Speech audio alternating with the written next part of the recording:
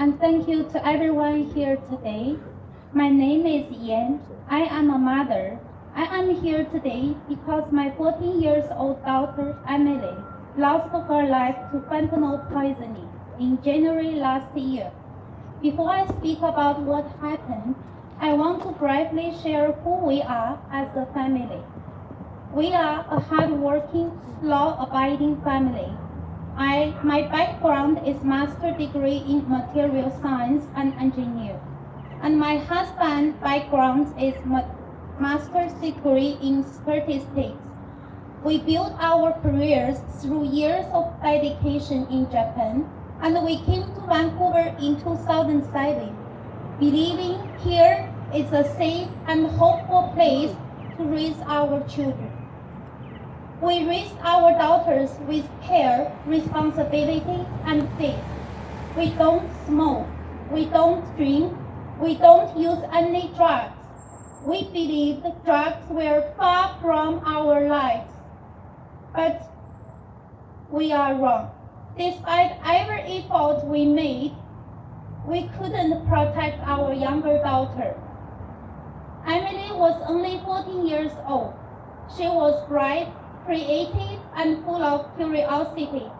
She loved painting, music, and reading fantasy adventure novels. She was active and energetic. She excelled skiing, swimming, and mountain activities.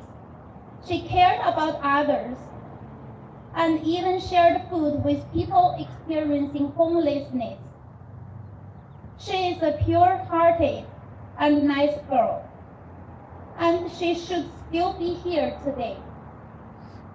Over the past year, we have had to face a painful truth.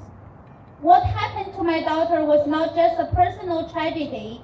It reflects a much larger crisis affecting our children and our community. I will not go through every detail today, but I want to highlight a few critical points. My daughter was gradually exposed to risk through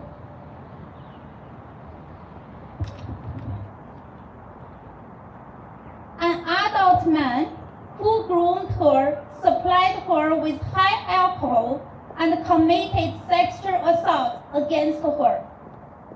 Early exposure to substances like alcohol, increasing access to drugs including cannabis edibles and methamphetamine, and eventually fentanyl, the most dangerous of all.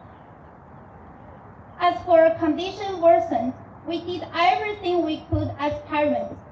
We reported to the therapist and the school district principal and the police. We supervised her closely. We asked for medical help. We urgently requested inpatient treatment. But we encountered barriers at every step. We were told our child must personally consent to treatment. Parents could not force life-saving care for minors aged 13 and above. Support systems were very limited and delayed. Communication from professional therapists was very minimal. Critical interventions didn't happen in time at all.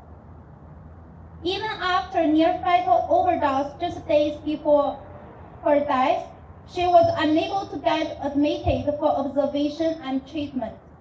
2 days later, we found her not breathing. Our daughter was gone. Today, I stand here not only as a grieving mother, but also as someone calling for truth, accountability, and change. Because what failed my daughter can fail other children as well. First, reality we must face. We are living in a time where dangerous drugs are more accessible than ever. Fentanyl is extremely lethal. Even a tiny amount can kill, especially a child. At the same time, drug normalization is increasing. Cannabis products, including edibles, are widely available. Hard drugs are easy appear to excise. Children are being exposed at younger age. This is not a distant problem. This is happening in our community. Second, protect of our children from exploitation. My daughter was not only exposed to drugs, she was targeted by an adult man. We urgently call for the full and transparent investigation into the individual who supplied high alcohol to a minor, maintained inappropriate contact, and most of all, committed illegal sexual offenses against her. No child shall ever be exposed to harm by predator individual. We need stronger enforcement and real consequences. Third, fix the addiction treatment system. One of the most painful realities we faced was, as parents, we were not allowed to save our own child. Current policy allows minors as young as 13 years above to refuse treatment, even in life-threatening situations. Parents cannot compel treatment for their children. This is not reasonable.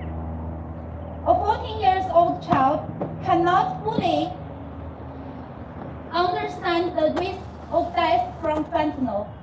Parents must have the legal authority to intervene when a child's life is in danger. In our case, we also believe there were serious failures in the duty of care within the treatment system. At critical moments, when action could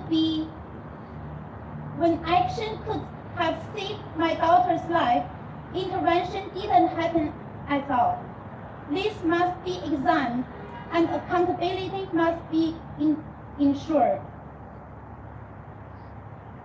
Fourth, we are here asking for our goals are clear. Protect children and youth from drug exposure.